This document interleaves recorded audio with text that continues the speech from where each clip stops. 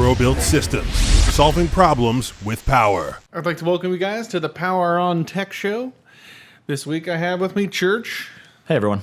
my lovely compatriot as usual. Oh, thank you. And we're going to be talking about 3D printing. Woohoo. And we're going to be talking about it in a few different regards as it pertains to business, hobbies, and then also as it pertains to us and how we use it and how we are going to continue to expand on our 3D printing platform in the future. So if you're unfamiliar with 3D printing, we'll give you a brief introduction to the technology, how it works. And Or you could just leave. How do you not know about 3D printing? Get out. Well, I mean, Just get out. No. he's a 3D printing elitist, apparently. Yeah. The guy who hasn't fucking printed anything yet. Cock. But, so basically what the technology is there's a few different methods, but you could take a 3D CAD file. The most traditional one is an STL file. You take an STL file and you can assign it properties. The different printers have different pieces of software that let you do this to give it basically a fill and a color and stuff like that. And then you print it just like you would your little HP printer you have in your office. Once you tell it exactly how to print. Yeah, I mean, essentially, it's like you getting out a stick of glue and then like having your regular office printer print 1,000 layers of something you have to cut out and paste together. Yeah. So it's 2D printing, very, very tiny, just up. Right. Yeah. Different printers use different technologies to accomplish this. We actually have a couple examples of two different types of printing here in these keycaps. So on the right, we have a stereo lithography printer, and that uses a liquid resin. So basically the way that works is it has a resin base, and then from the bottom it shoots a laser up into the resin, and it draws the layers out that way from top to bottom. And then what we have here, and on the left here as well, this is an extrusion printer. And that's probably the one you're a little more familiar with. Right. These ones are much more common. They're much cheaper. But you do get a much more basically like prominent line, or it's called a print resolution. Yeah. In this printer. It's much more affordable. And this one is like he's talking about. Basically, it's kind of like a glue gun that goes and it kind of draws your design from bottom to top. Right. Well, I mean, the glue I was talking about was just for the layers of paper. I was like building with paper. Right. Well, I was explaining the 3D printer to some of my friends' families, like Adam's family. It was like glue gun. Yeah, and I was like, just yeah, I can see that. A really fancy glue gun. You know what would have been a good kind of comparison to make would be the old like T-shirt things. Remember the T-shirt glue, the T-shirt paint, where they used to like.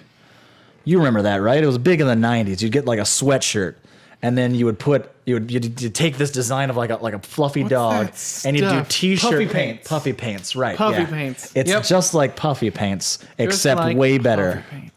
It's nothing like puffy paints, but I get what you're saying. That's how you could compare it to someone who doesn't. I mean, they got the glue. Like, gun, I don't understand the internet. Like, especially looking at it, you can see. And did you know that there's actually 3D printing, like handheld 3D printers? Yeah, but I've never seen a good one. I saw a guy make one. He made a blade for the quadcopter that Adam has. So he took an existing blade, put a little Crisco on it, and then he handmade a form for a new blade. And then basically, so he handmade the whole body. Okay. I mean, and this thing must have took hours. Yeah, so that's the thing. Just like, well, so I've seen a lot of like, I guess they're kind of product overview videos about handheld 3D printers, and some of them look promising. Yeah, but they do like all these crazy like, I just made a perfect cube and that took exactly 10 seconds. You know, but it's no fucking way. Like no, that took you like 2 minutes to like dry in between and hope to God that you made like the perfect upward straight kind of like thing. Those, and then I mean, they're consistently. Like the videos that I see are consistently sped up. And I mean, the one where the guy made one little blade for an AR drone, we're talking like 2 hours. Yeah. It's neat that you can do it Right. outside of a machine, so it's easier to get in on the ground. You can buy something you can hold in your hand for $100, $200, and it's way easier to get into that kind of stuff than it is to buy like a several hundred or thousand of dollar machine. Right. But the thing that makes a 3D printer worth anything is its ability to print complex and unique structures. Like with a handheld printer, we wouldn't be able to make this. No, that's true. But I mean, a lot of these people that are getting the cheap printers are doing it for like their kids or their hobbyists or Right. they're doing it in a school. Yeah, and at a school, I can see, like, you remember when you were a kid and they had those things where you make the little matchstick structures and like engineering and stuff like that? Having a 3D printer for stuff like that, where you can basically take it and use, it's like a plastic glue gun, where you can make different things and reinforce them with plastic struts or even use the plastic as a glue. Sure. That would be a way better selling point to me. Yeah. Like, I would almost get one of those just so we can spot fill holes and stuff like that. Well, I mean, I'm sure like I'm sure there's plenty of people that can benefit from it, but again, it's just kind of like, I'm just getting into 3D printing. I want to see how durable some of these things are just based off of like what I can concoct with my hand, in less than an hour. Yeah. I don't know computer assisted design. I don't know how to get into it. Right. Or I don't want to get into it. There's too sharp of a learning curve maybe for some people. Yeah. And I mean, and that's definitely a possible thing. And even for us, we're not really computer engineers as far as like CAD is concerned. We're not artists either. Correct. So, I mean, we basically have to rely on the assistance of experts. So, that's another thing I'd like to welcome you guys to the cast if you're new to it. But we're going to be doing a series in the coming months of this 3D printer. We have two experts, a CAD expert and then an art expert who does 3D imaging. And they're going to be training us into basically like one of our art guys made this from scratch in a matter of, I think it was like a half hour to make the first one. So from scratch, he made these Bard masks that we have the models of here for an upcoming PC mod that we're working on. So we're going to have a series of chronicling us and our journey with the printer. And also he's got a much nicer printer. So as we get better with it, we'll be making models for higher end printers. So it's going to be kind of a learning experience for us as well as you guys to start from the bottom, which is where we are, and then get up to making models and then settings and honing and all that type of stuff. So you guys definitely keep a lookout for that on the channel as well as this, obviously. Yeah, because there's some pretty amazing things you can do with 3D printing. And it's only going to get better. That's the great thing about technology, really. Right. Is like technology rarely, if ever, moves backwards. Downslides. Yeah.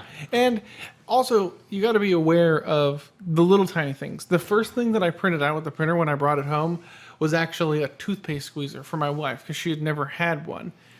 And I've been consistently printing out little tiny things. Like if you're a quadcopter enthusiast, it is because you can there's a $500 extrusion printer that prints XL or PLA and ABS. And those are types of plastics, Correct. if you didn't know. So our printer only prints PLA.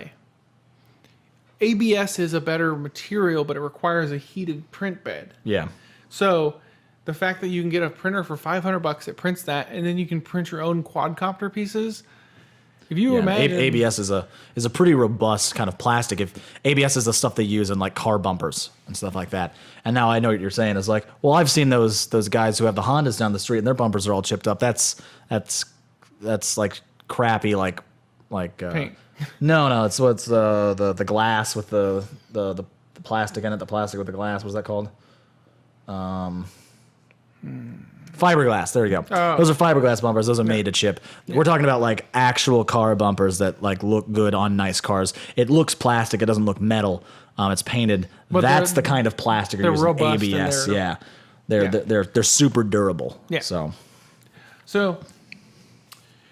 but this is this is kind of the future of what we're going to be working on is 3D printed stuff for our towers. If you guys recall, the first custom computer that we made on the ProBuilt Systems channel actually had a vision ward on it, and that was one of the first kind of entrances into this 3D printing That world. was the Thresh, right? Correct. Yeah, that was the first one. And with that one, I actually had to rent time on someone else's printer, and it was like an expensive thing. And it took me 3 weeks to get that done, just having to send a file off and get it going to go back and forth. Right. And then we also had the Draven had Infinity Edge on it. Yeah. And then I actually have one up there, the Baron Pit sign that was actually printed in wood. Mm-hmm. But I'd never used that before. Well, I mean, the thing is that when you were doing that, you were just using a regular like PLA, weren't you, printer? That was the MakerBot. The MakerBot has the Replicator 2 can print ABS. Yeah. Well, so the that kind of stuff was done like 2 years ago, almost, like a year and a half, 2 years ago. So just even in that time frame, it's been better for us to get our own 3D printer and start working on our own stuff than it would be to like rent out some time. Right. Now we do have, our friend who is the artist who does have a fairly nice 3D printer. And he's made some really interesting stuff with it. And that we have a little more access to just because we know that guy way better than, the Infinity Edge guy and the Vision Ward guy. Yeah. But, and his printer, if you're interested, is the Formlabs Form 1. And that is a liquid-based resin printer. That's where we printed these keycaps off of. Yeah. Just my favorite thing to 3D print right now, I'd probably say it's the League of Legends stuff. Yeah. Just because we have a huge base of different pieces and tools and weapons and masks and like character concepts and stuff that we can print. And then my favorite thing to print is definitely keycaps. Oh yeah, because I'm a big keyboard nut. And yeah, that'd be tough. He actually, him and the artist have both recently. They did a series of keycaps, which we can link. Yeah, we'll put a bunch of stuff in the description here. But yeah, I mean, keycaps is my favorite thing to print because it's small, but you can pack so much kind of detail into those small things, and they're really cool and uniqueness. Yeah. And the ones that we print on the stereo lithography printer, they have a much higher and finer level of detail available to him. Mm-hmm. He printed some keycaps that were, some of them were on a base keycap form, like you would think, just like this. So you have a square base. Some of them he printed a hand that comes right up off of the cherry stem. And basically like that, and it kind of cradles your finger. Some of the designs were just it was great ridiculous stuff. So beautiful. Like League is what we're playing now. It's the game that it's popular. People love it. They're always coming out with new stuff, and it's exciting to get our hands on some of the new characters and to really do some cool things with it. Like Bard is the new character, and we have these masks that we've been working on. And that's really exciting.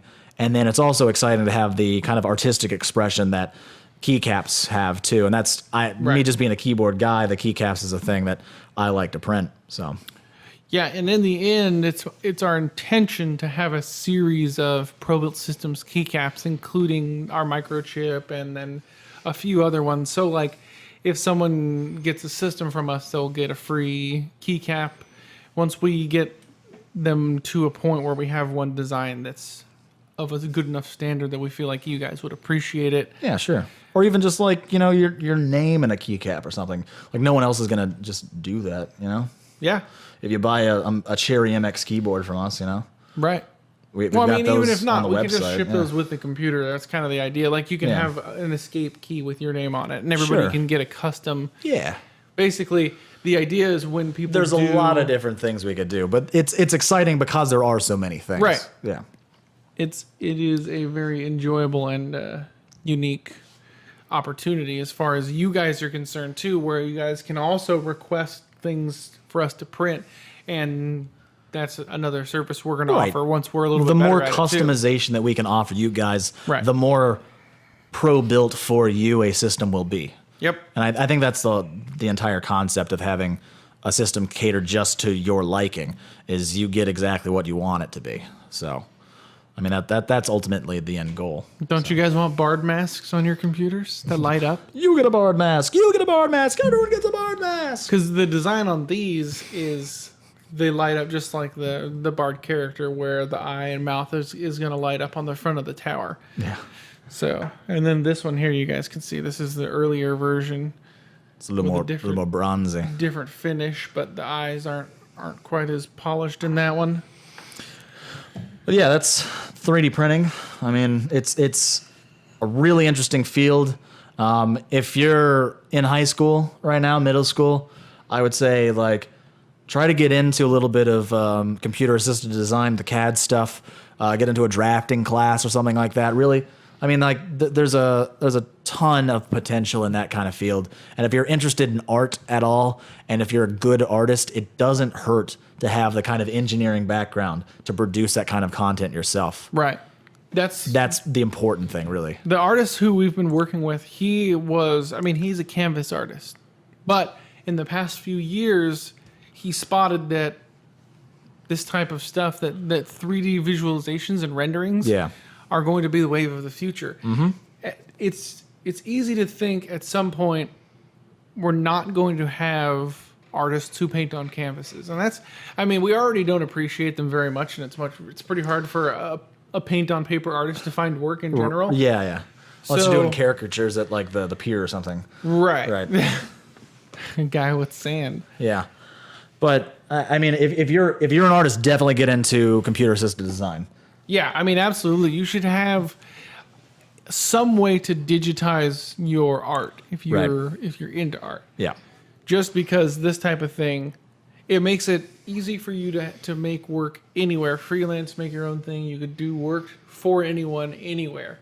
The idea of digital work is just do it wherever you can do it in any field. The internet, like digital kind of content, isn't going anywhere. Right.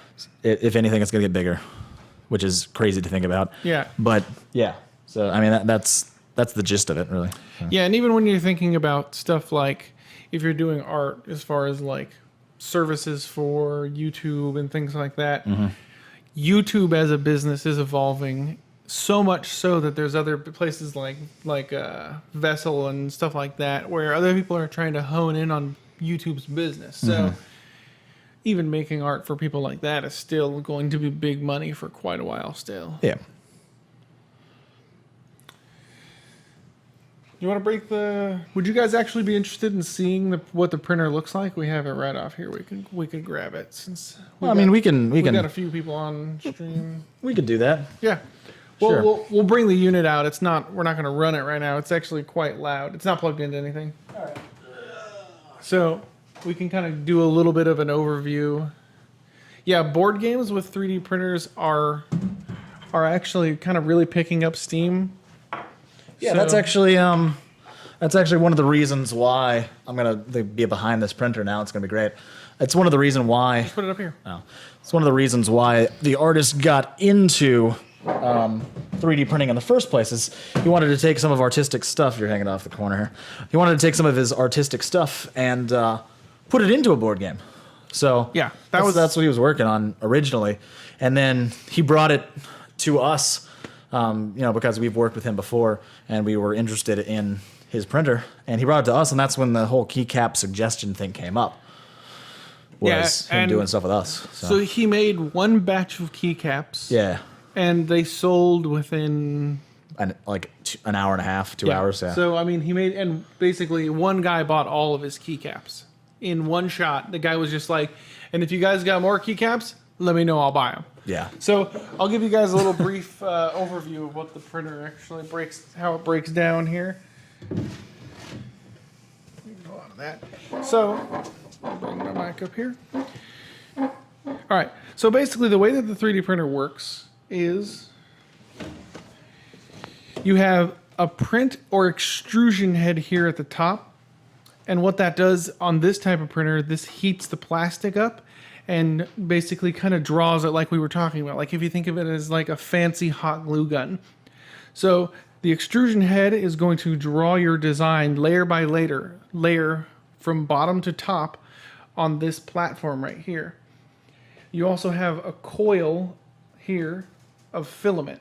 You can customize your different types of filaments. There's different colors and different consistencies and different sizes based on different printers. This particular printer uses a touchscreen interface, and you can move stuff via USB or SD card here on the side. So the printer can operate without a computer or with a computer. So you can take your files, your STLs and whatnot, put them on an SD card and transfer them to the printer directly. So that much is actually pretty interesting. Print time on an extrusion printer is going to vary pretty heavily depending on what you're actually printing. But like you can print things like, we'll just go into an example like, so these keycaps print in about 25 minutes. These skull keycaps here. A standard non-design keycap is going to print in about 17 minutes on this printer. We also printed like this barred mask. It's very dense, as you can see here on the inside. So this one took a little bit longer. We were looking at like 2.5 hours, 3 hours on this one. The smaller masks, they printed in about 30 to 45 minutes, but they printed at a much higher density with a much lower resolution. So they're much finer and very, very hard. Like, so these are almost completely solid as far as their structure is concerned. Makes them a little heavier too. Right. Yeah. So do you guys have any questions about 3D printing or anything of the sort? I got the lid over here. Okay.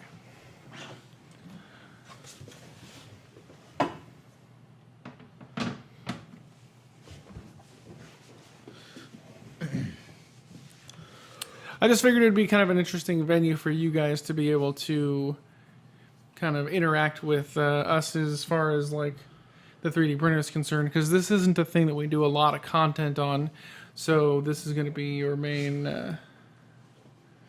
Well, I mean, we did a little bit of older content with the first 2 builds, right? You were saying before, and then we do have more stuff coming up. Right. We're going to be doing this series where we show our path to printing and how we're learning and stuff like that. And a couple of builds. Now that we have more access to a 3D printer, there's going to be 3D printers. There's going to be more 3D printed stuff going into some of our project builds that you've seen. Right. So you guys are going to see the League of Legends builds come back on the main channel with a lot more 3D printed aspects and a little more customization and some parts and stuff like that, as well as non-League of Legends build and custom builds like that. And if someone requests something like this, you guys are going to be able to request this stuff on the website. So that's also going to be something that's going to be... Yeah, and we do always have our contact us on the website too. Like if you ever have a question about anything, as far as anything that we do, or any of our policies, or anything about us that you want to ask, there is a about us, or contact us, excuse me, on the website. Feel free to use that anytime. That's what it's there for. And then we check our emails every single day. So, feel free to use that. One of the viewers mentioned he's basically talking about game development. When you're developing a game, you'd be able to print the layouts and the concepts and the designs in a way that would, when you're explaining it to other people developing it, it would make it much easier to grasp their ideas. Okay. Because, I mean, we've worked with some people who will go unnamed, whose game released pretty recently, and when they're trying to tell these developers what they want the game to be it's kind of making like a diorama, right? Yeah, a diorama. Right. So I mean that's what it is essentially. Right. You're making a scene. You're making like all of these things to get your idea across, to get the general kind of like feel out there. So, and it's actually definitely a great idea, because I've seen the difference between the idea in someone's head and what a developer actually picks up and actually builds. Like, you'd be surprised how far the execution is from the actual like concept. So I've seen it really go. I mean, whether or not you have a bad developer, which has happened before, or just you're not as good at designing, or you're not as good as at explaining as you are at designing. So, like, I've been working on designing a video game for quite a long time now, and I have a lot of information on that game. But if you try and explain it to someone, it's going to take you much longer than if you just had levels mocked up with figures and everything like that. So that's actually not a bad idea. I don't know if you guys, if I've ever explained to you guys the game that I'm designing. It's going to be pretty interesting. I'll just tease it by saying it is a zombie unsurvival game where you play as zombies trying to infect the world rather than as a survivor trying to survive a zombie apocalypse. Hey man, don't tell everybody your game idea. They're going to steal it. That's true, but they don't know enough yet. Got to keep that one under wraps. Someone will pull an EA on you. Fucking EA. Yeah. All right, well, we're going to be wrapping it up here unless you guys have any more questions about 3D printing or anything else you guys might like to ask us. Yeah, definitely a cool topic. Yeah. And then, hit us up in the YouTube comments too. We're kind of new to this, as far as like producing the stuff ourselves. So if you have any cool things you'd like for us to know, if you happen to know it, right. Or, also, if you guys are interested, if you guys have any files that you guys would like 3D printed but don't have access to a 3D printer, we will print these things out just for the hell of it for you guys. That'd be cool too. Yeah. I mean, if you guys got stuff you'd like to be... If you are a digital printed. CAD artist or, Right. whatever, if you happen to have STL files that you'd like to see come to life, Yeah. give us an email or something. Yeah, if people start sending us files that they want us to print, then we can do a video a week of like the amalgamation of all the STLs or design files that artists give us. Yeah. And then we'll Sure. shoot the stuff off to lucky people who have decided they would like to send us files. Yeah. So, Do that. someone just came to the video. This is a 3D printer. This is the Dremel branded 3D printer. Yeah, so you can find it at your Someone's asking your local Home Depot. He's like, what's that Dremel thing? So, It's not a German company, apparently. It's not Dremel. the Dremel. Yeah, it's not Dremel. Yeah, one of our artists is German. We were Yeah. having a fun time because he was like, "Oh, you got the Dremel." Yeah, it's pretty funny. So We don't have the accent though, so we're bad. yeah, at it doesn't work quite as well. But I'd like to thank you guys for joining us. Follow us here. We also we do streaming various video games. Yeah, I'm gonna start streaming my gold Gangplank, hoping for plat this year. It's gonna be great. And then we're always here, we're trying to do at least 4 or 5 times a week to get this stream out to you. Yep. Normally it's a morning show. It's gonna go up in the mornings, but we're planning on having it done in the mornings and then uploaded the next day. So Correct. you can join us live here on Twitch or watch it on YouTube. And this is the Power On Tech show Yep. for 3D So, printing. You guys keep an eye out for this on our YouTube channel tomorrow. It'll be up at 9 in the morning.